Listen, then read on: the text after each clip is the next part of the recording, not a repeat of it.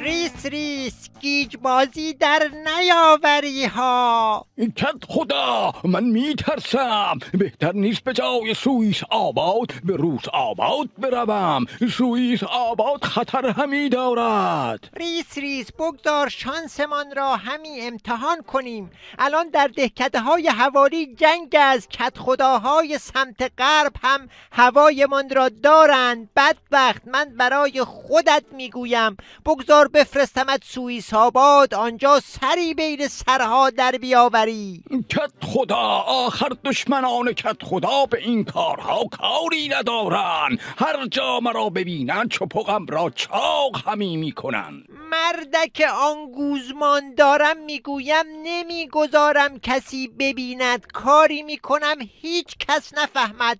چراغ خاموش همی میروی.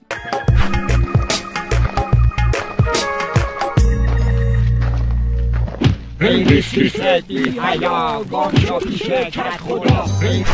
دیدی کت خدا، دیدی گفتم دشمنان کت خدا میفهمن. بابایم را گوزمان میکنن. ای خاک بر سر من و تو با هم. این زرزر گردن دراز کجاست؟ بگو او همی برود.